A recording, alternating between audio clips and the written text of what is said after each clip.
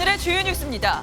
푸틴 러시아 대통령이 새로운 전략핵 훈련을 명령하며 핵무기는 국가 안보를 보장하기 위한 극단적이고 예외적인 조치라고 밝혔습니다. 최선희 북한 외무상은 오늘 모스크바를 방문해 당국자들과 회담을 진행합니다. 윤석열 대통령이 젤렌스키 우크라이나 대통령과 전화 통화를 하고 러시아와 북한의 군사적 야합을 과시하지 않겠다고 밝혔습니다. 젤렌스키 대통령은 조만간 우리나라에 특사를 파견하기로 했습니다. 대한의사협회가 다음 달 10일 임현택 회장에 대한 탄핵안 투표를 실시하기로 했습니다. 정부는 의료계 요구 사안인 조건 없는 의대생 휴학 승인을 수용하기로 했습니다. 국민의힘 한동훈 대표가 오늘 당대표 취임 100일을 맞아 기자회견을 진행합니다. 당의 변화와 쇄신을 강조할 걸로 예상되는 가운데 특별감찰관 후보 추천과 관련한 입장에도 관심이 쏠립니다.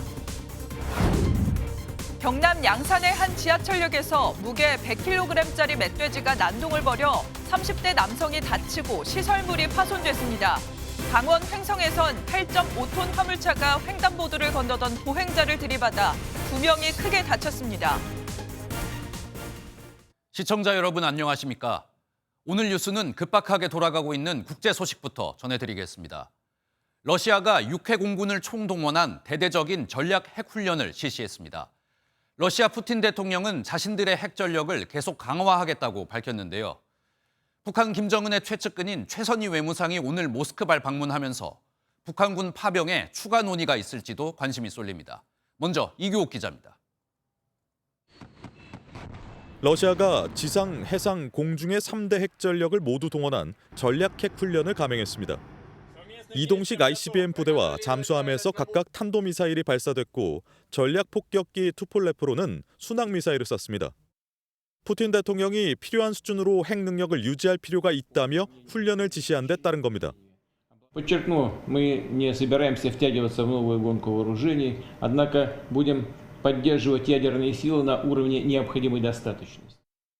푸틴은 핵이 극단적이고 예외적인 조치라면서도 지정학적 긴장이 높아지는 상황 속에서 핵 억제력을 계속 강화하겠다고 강조했습니다.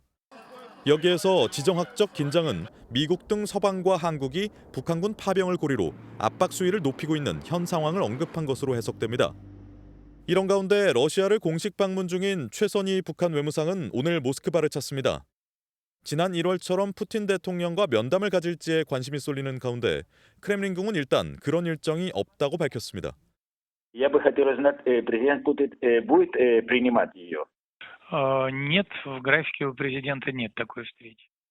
최 외무상은 일단 러시아 당국자들과 면담을 하는데 우리 국가정보원은 북한군 추가 파병이나 반대 국부 등 후속 협의를 할 것으로 보인다고 언급했습니다. MBN 뉴스 이규옥입니다. 한편 윤석열 대통령은 어젯밤 우크라이나 젤렌스키 대통령과 전화 통화를 갖고 러시아와 북한의 불법적인 군사 협력을 한 목소리로 규탄했습니다. 양 정상은 북한과 러시아에 공동 대응하기 위해 전략적 협의를 추진하기로 했는데요.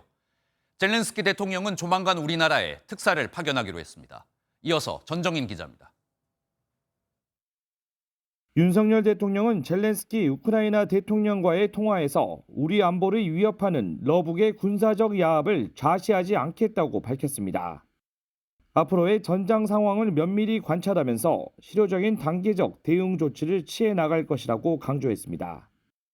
특히 6.25 전쟁 이후 현대전을 치러본 적 없는 북한이 우크라이나전에서 얻은 경험을 북한군 전체에 습득시킨다면 큰 위협이 될 것이라고 우려했습니다. 이에 젤렌스키 대통령은 한국의 지원에 사의를 표하는 한편 북한군의 전선 투입이 임박하면서 전쟁이 지금까지 경험하지 못한 새로운 국면으로 접어들고 있다고 분석했습니다. 양 정상은 공동 대응을 위한 전략적 협의를 추진하기로 하고 이를 위해 젤렌스키 대통령은 조만간 한국에 특사를 파견할 예정입니다.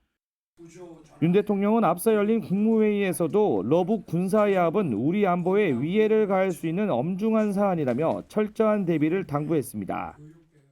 모든 가능성을 철저히 점검해서 대책을 마련해야 합니다. 모두가 긴장감을 가지고 리스크 관리에 임해주기 바랍니다. 윤 대통령은 또 대외 불확실성에 대한 우려가 그 어느 때보다 크다며 유가와 환율 등이 우리 경제에 악영향을 끼치지 않도록 적기 대응을 주문했습니다. MBN 뉴스 전정인입니다. 북한군 파병에 국제사회의 비난이 쏟아지고 있지만 러시아는 잘못한 게 없다는 입장입니다. 이미 우크라이나엔 서방의 용병이 배치돼 있지 않냐는 주장을 하고 있는데요. 또 북한군 파병은 최근 맺은 북로 조약에 따른 것으로 국제법을 위반하지 않았다고 강조했습니다. 이 내용은 윤지원 기자가 보도하겠습니다. 쿠웨이트 외무장관과 회담 후 기자회견에 나선 세르게이 라브로프 러시아 외무장관. 북한군 파병 관련 논란에 대해 우크라이나에는 이미 서방 용병들이 있다며 반발했습니다. Приводил конкретные данные о том, что в рядах вооруженных сил Украины воюют военнослужащие западных армий. 서방 용병과 위성정보 데이터 없이는 장거리 무기를 사용할 수 없었을 것이란 주장입니다.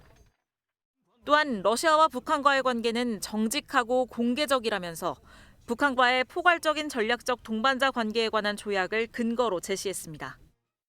Потому что предполагает, среди прочего, оказание содействия друг другу в случае, если на одну из стран участниц договора будет совершено военное нападение. 조약에 따라 북한군 파병이 이루어졌기 때문에 국제법을 위반하지 않았다는 주장입니다. 이런 가운데 우크라이나 전쟁 이후 북한이 러시아에 전달한 무기의 규모가 최소 2조 4천억 원에서 최대 7조 6천억 원에 달한다는 독일 싱크탱크의 추산이 나왔습니다. 또한 북한이 러시아에 최대 2만 명까지 투입할 경우 추가로 8천억 원의 수익을 확보할 것으로 분석했습니다. MBN 뉴스 윤지원입니다. 북한군 파병에 동요하고 있는 북한 내부 소식은 잠시 후 자세히 전해드리겠습니다. 다음 소식입니다. 경남 양산의 한 도시철도 역사에 100kg가량 되는 멧돼지가 출몰해 시민이 부상을 당하는 일이 발생했습니다. 강원도 횡성에선 8.5톤 화물차가 횡단보도를 건너던 보행자들을 덮치는 사고도 있었습니다. 사건 사고 소식 정태훈 기자가 보도합니다. 커다란 멧돼지 한 마리가 역사내를 자유롭게 걸어다닙니다. 출동한 경찰과 소방대원들이 다급하게 움직이고 이내 총소리와 함께 멧돼지가 쓰러집니다. 어제 오후 5시쯤 경남 양산시 도시철도 2호선 호포역에 멧돼지가 출몰해 한바탕 소동이 벌어졌습니다. 1시간가량 난동을 피운 멧돼지는 옆사이에 사살됐고 멧돼지를 마주친 30대 남성 1명이 오른팔에 찰과상을 입었습니다. 어제 저녁 강원도 횡성의 한 도로에서는 50대가 몰던 8.5톤 화물차가 횡단보도를 건너던 60대 보행자 2명을 들이받았습니다. 이 사고로 1명이 심정지 상태로 병원으로 옮겨졌고 다른 1명도 크게 다쳐 치료를 받고 있습니다. 저녁 8시 반쯤엔 인천 서구의 한 폐기물 처리 업체에서 화재가 발생해 1시간 반 만에 꺼졌습니다. 내에서 그 적치된 폐기물이 좀 있었다고 하더라고요. 거기에서 발화했다고 합니다. 다행히 인명피해는 없었고 소방당국은 정확한 화재 원인을 조사하고 있습니다. MBN 뉴스 정태웅입니다. 연이은 막말과 독단 등의 행동을 보여온 임현택 대한의사협회장이 취임 반년 만에 탄핵 위기에 내몰렸습니다. 의협 대의원의 운영위원회는 긴급회의를 열고 임현택 회장에 대한 불신임권을 다음 달 10일 투표에 붙이기로 했습니다. 최민성 기자의 보도입니다. 정부의 의대 정원 증원 정책을 강도 높게 비판해온 임현택 대한의사협회장이 취임 6개월 만에 탄핵 위기에 처했습니다. 의협 대의원의 운영위원회가 어제 저녁 긴급회의를 통해 임현택 회장 불신임 안건, 즉 탄핵안을 투표에 붙이기로 한 겁니다. 임 회장 탄핵과 이에 따른 비상대책위 설치 여부는 다음 달 10일 열릴 의협 임시대의원총회에서 확정됩니다. 현재 의협 대의원은 246명으로 최소 109명이 탄핵에 찬성하면 임 회장은 물러나게 됩니다. 탄핵안 발의에 이미 대의원 103명이 동의한 만큼 임 회장의 지위는 위태로운 상황입니다. 초강경파로 불렸던 임 회장은 임기 동안 막말과 독단 행동으로 논란을 자초했습니다.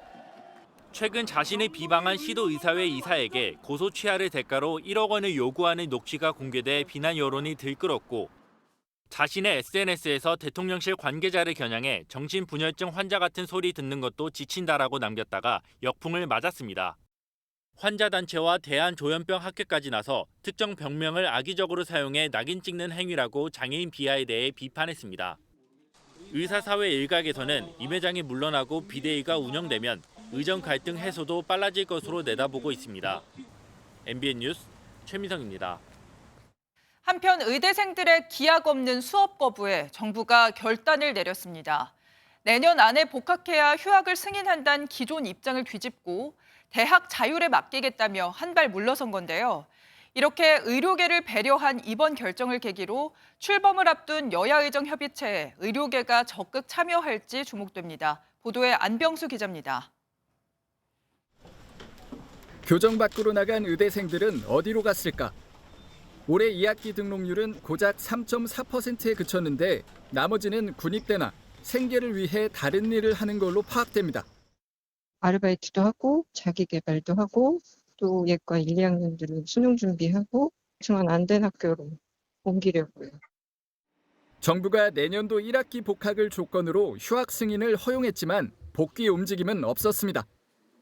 이에 정부가 한 발 더 물러섰습니다.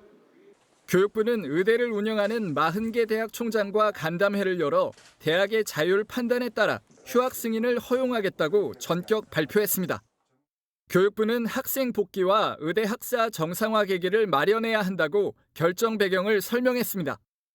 특히 출범 시기를 저울질하고 있는 여야 의정 협의체에 의료계 참여를 유도하려는 의도로도 풀이됩니다. 다만 대통령실은 동맹 휴학이 정당한 사유가 될 수 없다는 정부 입장에 변화가 없다며 대학의 절차상 자율권을 준 것이라고 밝혔습니다. 이번 결정에 의료계 일부에서는 의정대화의 물꼬가 트일 걸로 기대하는 분위기가 감지됩니다. 일단은 협의체에 들어갈 수 있는 기본적인 조건이었으니까요. 나머지 의료계 단체들도 정부의 어떤 대화의 진정성이나 이런 거를 생각해 볼 수 있는 기본이 되는 거니까. 여전히 강성기류인 의사협회와 전공의 단체의 참여를 이끌어낼지가 관건으로 꼽힙니다. 의사협회는 올바른 판단이라며 긍정적으로 봤지만 협의체 합류 여부는 일단 지켜보겠다며 유보했습니다. MBN 뉴스 안병수입니다. 오늘 하루 중요한 일정을 소개해드리는 굿모닝 오늘입니다. 어떤 일정이 있는지 함께 살펴보겠습니다. 더불어민주당 이재명 대표가 중도 보수 성향의 정치 원로인 윤여준 전 환경부 장관과 오찬 회동을 합니다. 다양한 진영의 인사를 만나 전국 현안에 대한 조언을 구하며 외연을 확장하려는 의도로 풀이됩니다. 대학 동문들의 사진을 음란물과 합성해 배포한 일명 서울대 N번방 사건의 주범 박모 씨에 대한 1심 선고가 오늘 내려집니다. 앞서 검찰은 범행 기간이 매우 길고 지인을 대상으로 범행을 저질러 피해자들이 큰 고통을 겪고 있다며 징역 10년을 구형했습니다. 농림축산식품부 등은 한우를 최대 반값에 판매하는 일명 소프라이즈 행사를 오늘부터 진행합니다. 다음 달 1일 한우 먹는 날을 맞아 앞으로 열흘 동안 열리는 이번 행사는 전국 대형마트와 하나로마트, 주요 온라인몰에서 진행됩니다. 지금까지 굿모닝 오늘이었습니다. 미국의 대통령 선거에선 때 아닌 쓰레기섬 발언이 큰 논란을 낳고 있습니다. 공화당 트럼프 후보의 찬조 연설자가 미국의 자치령인 푸에르토리코를 쓰레기섬으로 부르며 조롱한 건데요. 트럼프는 당시 뉴욕 유세가 사랑의 축제였다며 논란이 확산되는 걸 막는데 안간힘을 쓰고 있습니다. 워싱턴에서 강영구 특파원입니다. 지난 주말 트럼프 후보의 뉴욕 유세 연설에서 찬조 연설자로 나온 코미디언 토니 힌치클리프 발언의 파장이 커지고 있습니다. 미국 자치령 푸에르토리코를 쓰레기섬으로 비유하며 이민자를 비하하는 발언 때문입니다.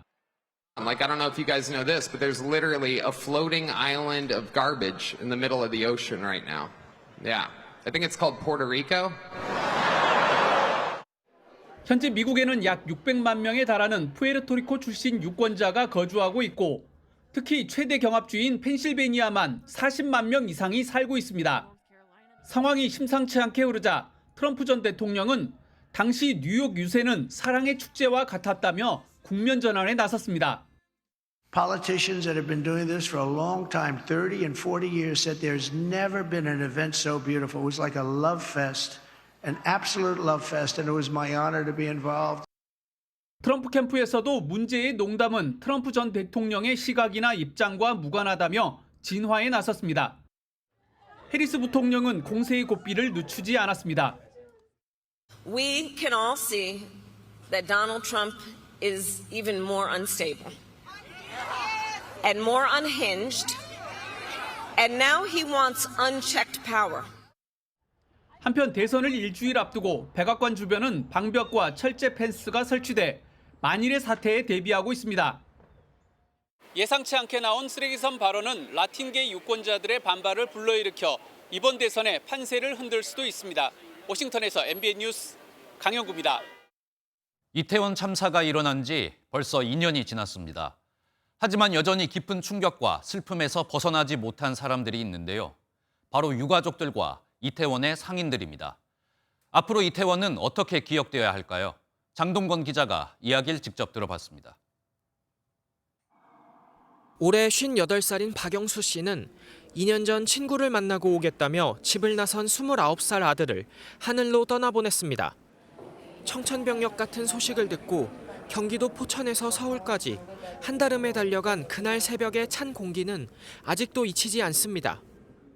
차를 끌고 밤새 새벽에 애들 아빠하고 애 찾아서 다녔어요. 어떻게 하면 너의 얼굴을 한번 만져볼 수 있을까? 아픔은 여전히 남아있지만 유가족들도 참사 때문에 헬로윈이 금기시되는 건 원하지 않는다고 말합니다. 누구나 우리 젊은 청춘들이 즐길 수 있는 그런 문화이기 때문에 이런 문화가 건전하게 안전하게 지속될 수 있도록 참사 이후 뚝 끊겼던 방문객이 회복되지 않으면서 상인들도 여전히 2년 전 그날에 머물러 있습니다. 시끌벅적했던 예전 분위기까지는 기대하지 않지만 많은 사람이 헬로윈만큼은 이태원을 피해야 한다고 생각할까 겁이 납니다. 이 조그만 가게에서 12시까지 한 200만 원을 팔고 있었어요. 저번 주 토요일, 일요일 20만 원씩밖에 못 팔았어요. 이태원이 더 이상 슬픔의 공간으로만 남지 않길 바랍니다. 어떠한 사상이나 이념 없이 다 같이 위로하고 이태원도 다시 새롭게 태어날 수 있는 행사 같은 거를 마련이 되었으면 하는 바람입니다. 이태원 참사 2년, 슬픔과 희망이 교차하는 이곳에서 다시는 비극이 벌어지지 않기를 많은 이들은 기원하고 있습니다. MBN 뉴스 장동건입니다.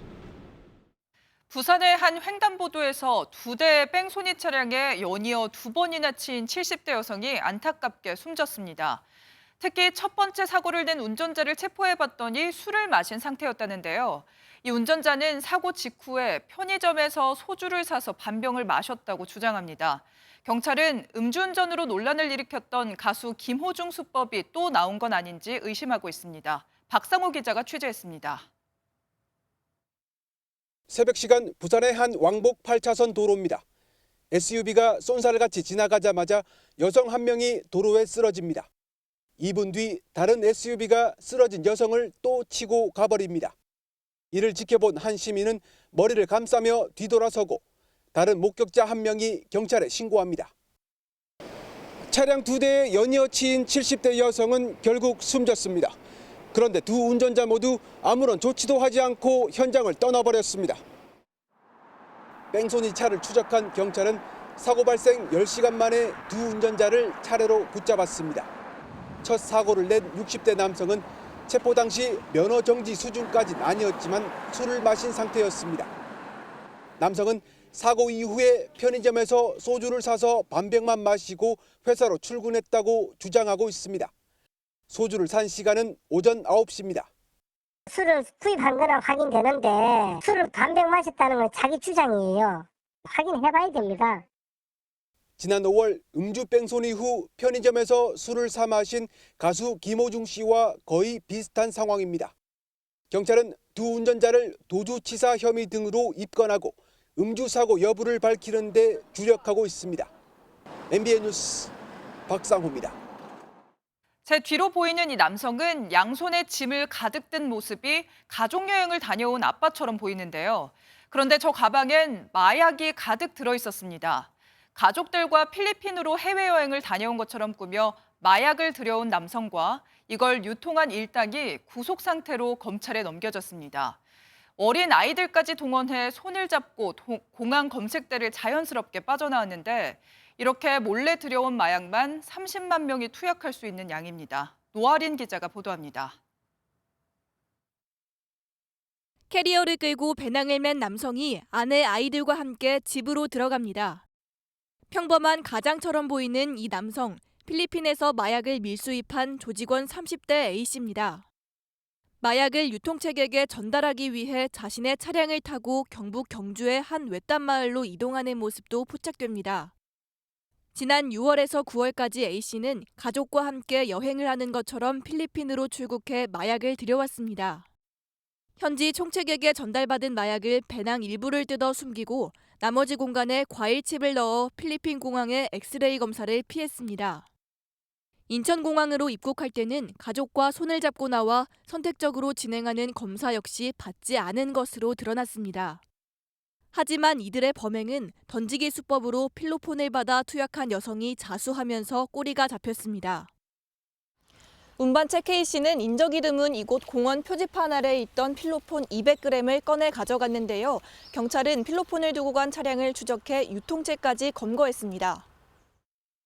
A씨 등은 35억 원 상당의 필로폰 6.643kg과 케타민 803g을 들여왔는데 무려 30만여 명이 동시 투약할 수 있는 분량입니다. 가족여행을 가장하여 마약류를 들여오고 국내에 유통한 것을 직접 확인한 사례는 처음입니다. 경찰은 마약을 밀반입한 A씨 등 4명을 구속하고 공범과 범죄 수익금의 향방을 추적하고 있습니다. MBN 뉴스 노하린입니다. 혹시 포카라고 들어보셨나요? 유명 K-팝 스타의 사진을 인쇄한 포토카드를 줄여 부르는 말인데요. 요즘 청소년들 사이에선 돈을 받고 이 포카를 거래하는 일이 많다고 합니다. 그런데 이런 청소년들을 노리고 짝퉁 포토카드 123만 장을 중국에서 밀수입해 10배가 넘는 가격으로 판매한 40대가 적발됐습니다. 안진우 기자의 보도입니다. 포장된 카드가 가득 담겨 있습니다. 아이돌 얼굴이 인쇄된 이른바 포토카드입니다. 주로 초중학생들이 많이 사는데 아이돌 앨범에 끼워 팔기식으로 판매합니다. 정품 가격은 대략 한 장에 10,000원이 넘고 희귀한 건 수십만 원에 거래되기도 합니다. 주로 앨범에서 새 거를 구매하거나 마켓이나 장터에서 중고로 사기도 해요. 뒤에 로고가 달라요. 그런데 이곳에선 터무니없이 낮은 가격에 팔리고 있습니다. 이런 거? 스티커하고 그다음에 포토카드하고 증명사진 멤버별 그 세트로 나온 거예요. 이른바 짝퉁 포토카드입니다. 중국 해외 직구 사이트에서 이런 가짜 포토카드를 밀수입해 판매한 40대가 세관에 적발됐습니다. 지난 2002년 7월부터 최근까지 123만 장을 몰래 들여왔습니다. 원가 400원에서 1,000원 상당인 포토카드를 온라인상에서 1만 원 선에 판매하여 1억 6천만 원 상당의 부당이득을 얻었습니다. 부산 본부 세관은 K-팝 스타의 인기에 편승한 불법 행위가 더 있을 것으로 보고 단속을 강화할 방침입니다. MBN 뉴스 안진우입니다. 지난 20일 인천 서구의 한 공장 단지에서 큰 불이 났었죠. 목격자들은 그렇게 거대한 연기 기둥은 본 적이 없다고 입을 모았는데요. 이번 화재로 건물 76개 동이 불타버렸고 공장 단지는 순식간에 전쟁터로 변해버렸습니다. 많은 소방차가 투입됐지만 불을 막지 못했는데 그 이유가 있었다고 합니다. 노승원 기자가 취재했습니다. 전쟁터가 따로 없습니다. 불이 난 지 일주일이 넘었지만 뼈대만 남은 건물과 잔해 앞에서 복구는 엄두도 못 내고 있습니다. 한 설비 공장에서 시작된 불은 건물 76동을 집어삼켰습니다. 피해가 이렇게 커진 데에는 이유가 있었습니다. 소방차가 들어오기도 어렵고 들어와서 다니기도 어려운 열악한 도로 때문입니다. 축구장 60개 넓이에 130곳 넘는 공장이 들어서 있지만 진입로는 폭 10m도 안 되는 편도 1차로 도로 2곳뿐입니다. 지도를 보면 대로와 이뤄져야 할 도로가 4개 더 있지만 실제로 가보면 무슨 미로처럼 막다른 길로 모두 끊겨 있습니다. 이렇게 다 도로를 내줬으면 그 많은 소방차 진입이 훨씬 수월했겠죠. 그럼 조금 더 진화가 빨랐을 거고. 지난 20일 소방은 주변 5-6개 소방서를 총동원하는 대응 2단계를 발령해 60대가 넘는 소방차가 출동했지만 불이 번지는 공장 단지 한복판까지 접근하는 데 애를 먹었습니다. 불이 번지는데도 소방차가 오지 않자 곳곳에서 공장주들의 고성이 터졌습니다. 살릴 수 있는 거 살려야 될 거 아니야. 살릴 수 있는 게 있는데 못한데 안 꺼주잖아 그거를. 이곳은 국가나 지방자치단체가 만든 산업단지가 아니라 공장이 하나둘씩 들어서며 자연 발생한 곳으로 도로도 그때그때 계획 없이 만들어졌습니다. 인천시와 구청은 그저 공장 하나하나의 건축 허가만 내줬지 도로가 제대로 기능을 하는지 불이 나면 문제가 없는지 검토하지 않았습니다. 3년 전에도 큰 불이나 똑같은 피해를 입었지만 인천시와 구청은 녹지 축의 훼손을 막는다는 이유로 도로를 만들 수 없다는 답변만 반복하고 있습니다. MBN 뉴스 노승환입니다.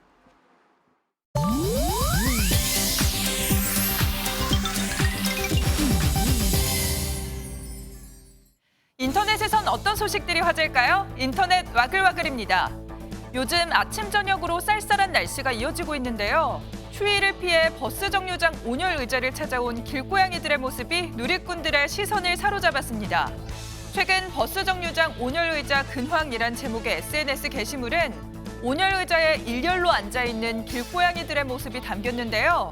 온열 의자는 실외 온도 18도 이하가 되면 자동으로 작동됩니다. 고양이는 평균 체온이 사람보다 높아서 추위를 더 쉽게 느낀다고 하는데요. 이 게시물을 접한 누리꾼들 일부는 위생 등을 이유로 불쾌함을 드러냈고 반면 큰 문제가 없다는 반응도 나오고 있다네요.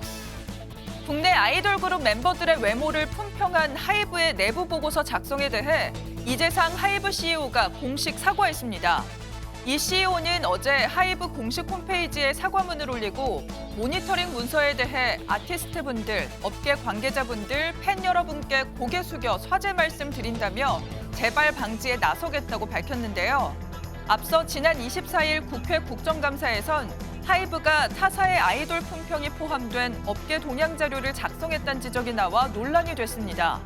공개된 문건은 놀랄 만큼 못생겼다, 성형이 너무 심하다 등 외모와 실력을 비하하는 내용이 담긴 걸로 알려져 파장이 일었습니다.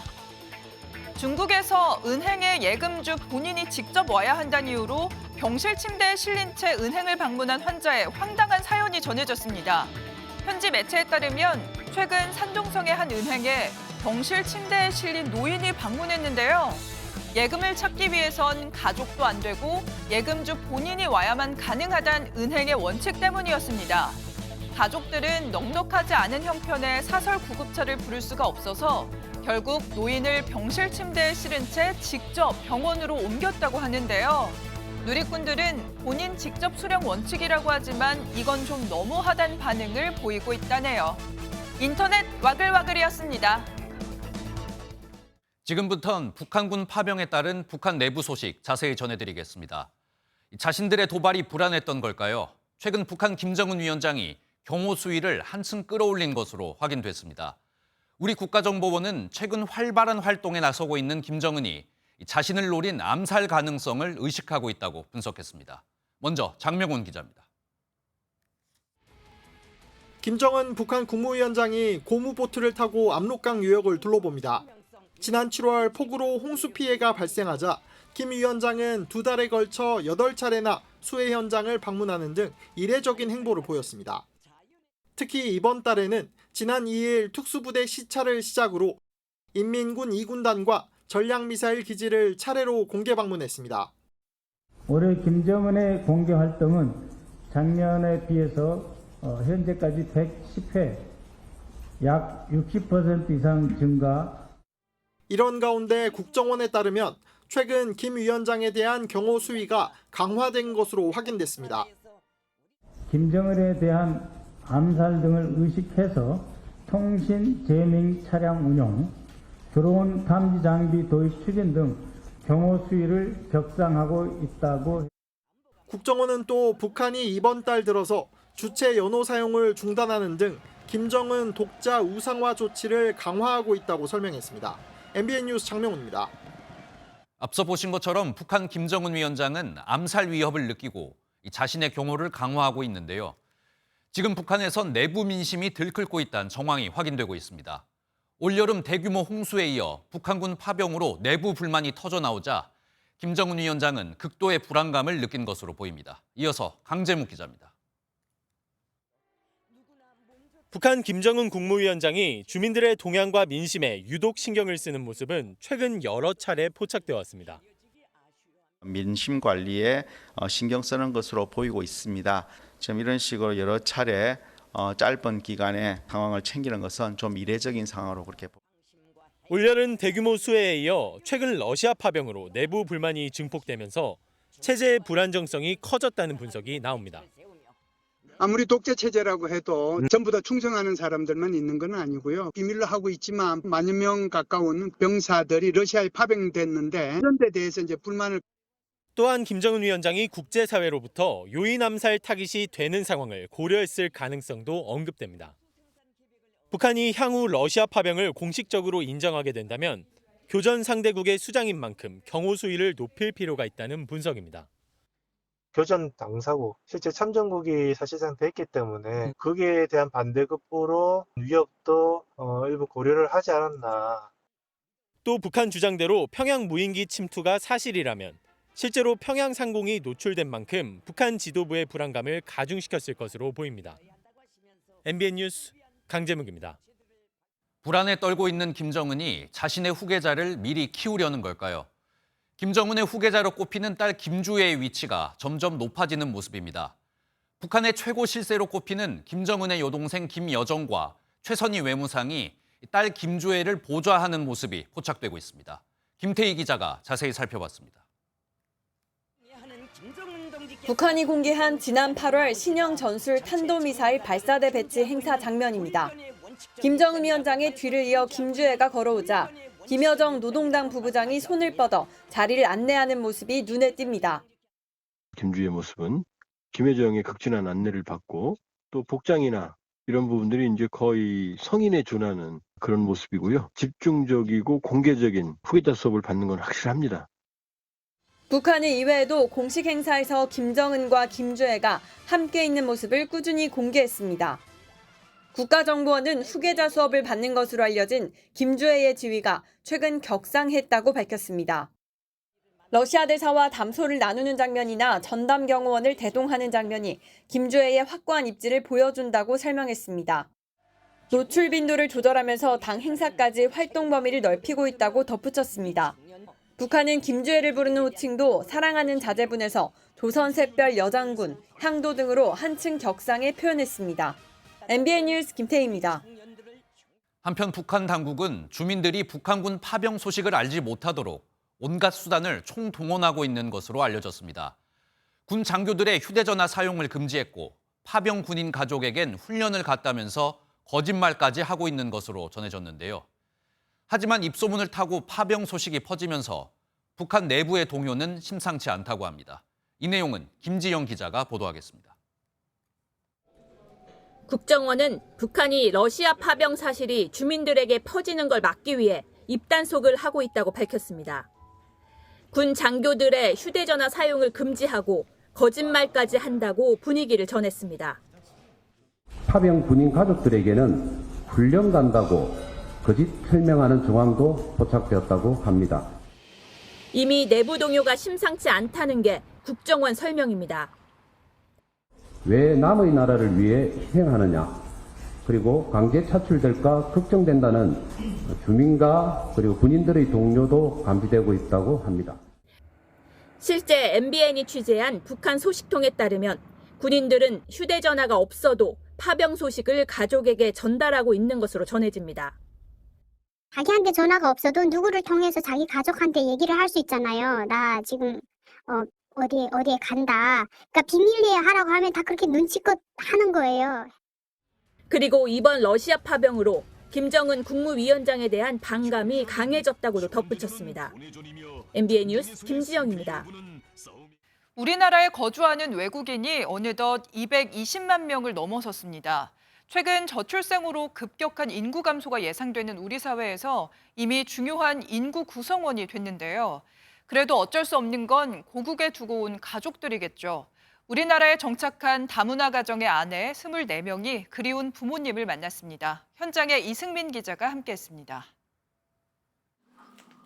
베트남 출신인 응 우옌 티란 씨는 5년 전 한국인과 결혼해 지금 둘째를 임신 중입니다.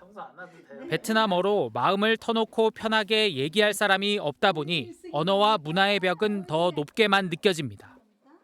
많이 울었어요. 네, 항상 집에만 진짜 어려웠어요. 베트남 사람 없어요. 무엇보다 그리운 건 베트남에 있는 가족들입니다. 다행히 도움의 손길로 부모님을 5년 만에 한국에서 만났습니다. 부모님 와서 진짜 우리 행복해요. 진짜 너무 설레해요. 어제 저녁 저는 못 잤어요. 고궁 등 명소를 둘러보고 K푸드를 맛보며 즐기다 보니 외로움은 사라집니다. 응 우옌 티란 씨를 포함해 다문화 아내 24명의 가족들이 난생 처음 한국을 방문해 사위, 손주들과 만나 즐거운 시간을 보낸 건 인천국제공항공사의 지원 덕분이었습니다. 이 학생들도 이렇게 힘들 텐데 그 부모님들이나 그 엄마 세대들은 어떨까라는 고민이 시작된 것 같아요. 이주해 오신 여성분들에게 도움이 되고 싶다. 인천공항은 또 임직원과 다문화 청소년을 연결해 학습 지도와 진로 상담을 하고 있고 이를 거쳐간 학생들이 벌써 1,500명을 넘었습니다. MBN 뉴스 이승민입니다. 빠르면 다음 달에 1기 신도시 중에도 먼저 재건축을 하게 될 선도지구가 발표됩니다. 그런데 부동산 시장은 오히려 차갑게 식어가고 있습니다. 재건축이 시작되면 신도시 주민들이 이주할 수 있는 집이 먼저 마련돼야 하는데 이 숫자가 턱없이 부족해서 선도지구 물량 자체가 줄어들 거란 우려가 나옵니다. 고정수 기자입니다. 경기 성남 분당 신도시는 1기 신도시 첫 재건축 단지를 선정하는 선도지구 공모에 47곳 5만 9천 가구가 신청을 했습니다. 다음 달 8천 가구의 선도지구 발표를 앞두고 호가는 뛰었지만 거래는 잠잠합니다. 매수세가 따라붙지 않는 겁니다. 결정이 나야 이제 그 가격이 좀 어떻게 움직일지 이제 방향을 잡을 것 같은데. 분당 지역 아파트 매매가 변동률은 지난달 중순 0.3% 넘게 오른 이후 최근까지 주춤하는 모습을 보였습니다. 뜨거웠던 열기가 식은 데는 이주 대책이 마땅치 않은 영향이 크다는 분석입니다. 2027년 성남에서 공급할 수 있는 이주 단지는 1,800가구, 선도지구 발표 물량의 4분의 1도 안 되는 것으로 추산됩니다. 몇천 세대인데 그 뭐 한 일부밖에 이주할 수 있는 여유가 안 생길 거란 말이에요. 그거에 대한 부담스러움 때문에 아마 교육과 직장 문제 등으로 생활권을 떠날 수 없는 사람들이 많은데 세입자 이주 대책을 비롯해 후속 조치 마련이 시급해 보입니다. 정부는 연말까지 신도시별 이주 대책이 담긴 기본 계획을 수립해 전월세 시장의 혼란을 막겠다는 구상이지만 이주 대란의 불안감은 점점 커지고 있습니다. MBN 뉴스 고정수입니다.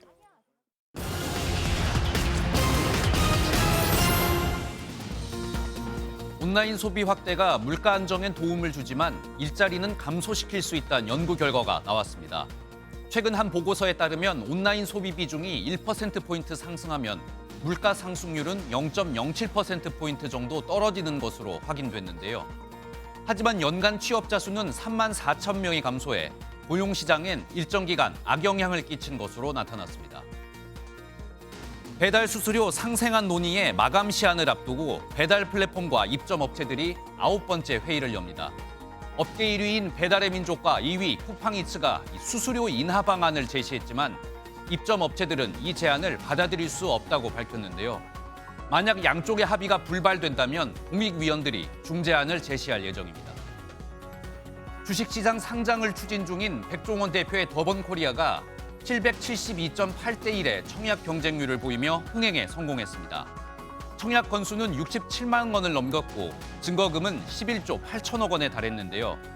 다만 직원들 몫으로 배정된 우리 사주 청약에선 미달이 나오면서 내부 직원들은 기업 성장성에 의구심을 갖고 있는 것 아니냐는 지적도 나왔습니다. 지금까지 굿모닝 경제였습니다.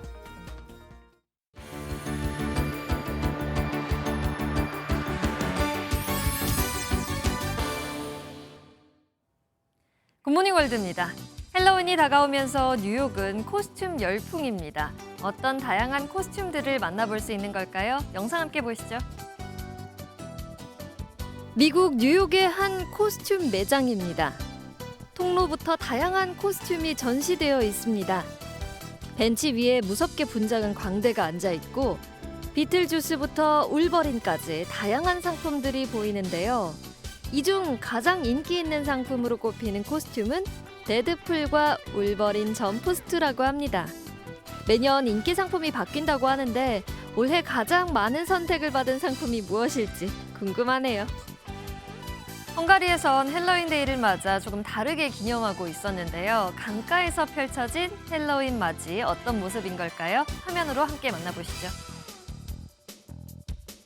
헬로윈 데이를 기념해 다뉴브강에서 패들러 축제가 펼쳐졌습니다. 코스튬을 입은 사람들이 다뉴브강에서 스탠드업 패들보딩을 즐기고 있습니다. 하지만 섭씨 10도의 낮은 기온에 물에 빠질까 조마조마한 모습인데요. 한 러시아 참가자는 여름이라면 모를까 지금 물에 빠지는 건 바라지 않지만 일종의 아드레날린 폭발이 있을 것 같다며 긴장되고 흥미롭다고 말했는데요. 헬로윈을 기념하며 특별한 하루를 보내고 있는 것 같네요. 우연 무언가가 도시 전체를 뒤덮었습니다. 그건 바로 스모그였는데요. 파키스탄에 스모그 현상이 일어나 비상이라고 합니다. 영상으로 함께 보시죠. 뿌연 스모그가 가득합니다. 이곳은 파키스탄 라호르시입니다. 최근 파키스탄에서 스모그 현상이 심각해지고 있다고 합니다. 이 때문에 당국은 학교 수업을 개편하고 내년 1월까지 야외 활동도 취소했다는데요. 현재 공기질은 위험 수준으로 건강에 영향을 줄 수 있는 상황이라는데 어린이와 취약계층은 각별한 주의가 필요해 보이네요. 지금까지 굿모닝 월드였습니다. 홍명보 감독 선임 과정에서 큰 비판을 받은 대한축구협회 정몽규 회장이 국제축구연맹 인판티노 회장과 만났습니다. 정몽규 회장은 우리나라에 벌어진 감독 선임 논란에 인판티노 회장도 잘 이해가 안 된다고 말했다고 전했는데요. 그러면서 감독 선임 절차는 적절했다고 다시 한번 정당성을 강조했습니다. 최형규 기자입니다. 아시아 축구연맹 시상식에 참석한 정몽규 회장은 전날 인판티노 피파 회장과의 대화 일부를 공개했습니다. 인판티노 회장은 취재진에게 협회의 자율성은 꼭 지켜져야 한다고 했는데 정 회장에게도 같은 말을 했다고 정 회장이 전했습니다. 그러면서 대표팀 감독 선임 논란이 잘 이해되지 않는다고도 했다고 밝혔습니다. 이해가 잘 안 된다 이런 말씀을 많이 하시더라고요. 결국에 가서는 다 그 축구협회 회장 책임 아니냐 이렇게 얘기하셨었습니다. 정 회장도 감독 선임 결정이 적절한 조치였다며 다시 한번 정당성을 강조했습니다. 전략강화위원회에서 추천을 했고 저희가 뭐 적절한 교출을 해가지고 임명했는데 너무 현미경이나 현미경으로 쳐다봐서 이렇게 하시지 않았나 이런 좀 그 아쉬움은 좀 있습니다. 우리나라가 처음으로 개최한 이번 시상식에서는 손흥민이 통산 4번째 올해의 남자 국제선수상을 받았고 20세 이하 아시안컵에서 여자 축구대표팀을 4강으로 이끈 박윤정 감독은 올해의 여자 지도자로 선정됐습니다. MBN 뉴스 최영규입니다. 어제는 하늘빛이 종일 흐렸는데요. 오늘은 다시 청명한 가을 하늘이 펼쳐지겠습니다. 다만 크게 벌어지는 일교 차이는 주의하셔야겠습니다. 현재 대부분 지역이 10도 안팎으로 어제 아침보다 쌀쌀하게 출발하고 있습니다. 하지만 낮이 되면 서울 20도, 대구 22도, 순천은 24도까지 오르면서 어제보다 높아 포근하겠습니다. 여딜 일교차 큰 날씨 속에 내륙을 중심으로 안개가 자주 만들어지고 있습니다. 현재 지도에 붉은색으로 표시된 남부 내륙 곳곳으로는 가시거리가 200m 미만으로 바짝 좁혀져 있습니다. 출근길 안전운전 하셔야겠습니다. 안개는 기온이 오르면서 거치고 전국 하늘 맑게 드러나겠습니다. 제주 해안으로는 너울성 파도가 높게 일겠습니다. 지역별 현재 기온 보겠습니다. 서울 11.5도, 대구 9.3도 나타내고 있습니다. 낮 기온은 강릉과 대전 21도, 광주 22도, 부산은 24도까지 오르면서 평년보다 3도에서 4도가량 높겠습니다. 금요일부터 토요일 사이 영동과 남부, 제주에는 비가 내리겠고요. 다음 주에는 기온이 큰 폭으로 떨어질 전망입니다. 날씨였습니다. 수요일 아침 굿모닝 MBN 마치겠습니다. 저희는 내일 아침에 다시 찾아뵙겠습니다. 오늘도 좋은 하루 보내세요. 고맙습니다.